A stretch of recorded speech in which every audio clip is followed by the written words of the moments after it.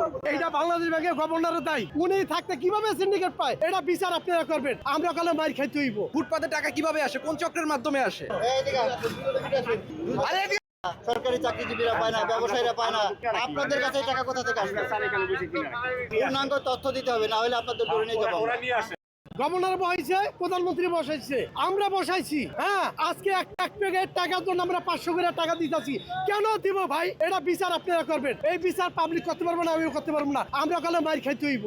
করতে পারবো না, আমিও করতে পারবো না। আমরা কালে মাইর খাইতে হইব। ব্যাংকে টাকা পাওয়া যায় না কিন্তু ফুটপাতে টাকা পাওয়া যায়, এটা রহস্য কোথায়? এই রহস্য তো আমাদের উদ্ঘাটন করতে হবে, তাই না? তো বলবো ভাই, আপনারা ব্যাংকে যারা কর্মরত আছে তাদের কাছে যান, জিজ্ঞাসা করেন, দেখেন তারা কি বলে। ফুটপাতে টাকা কিভাবে আসে, কোন চক্রের মাধ্যমে আসে? এখানে প্রতি বছর লক্ষ্য করি, এই যে 1000-এ 400 টাকা 500 টাকা যে নিচ্ছে, এটা কি কোনো ধরনের লিগ্যালিটি আছে এখানে?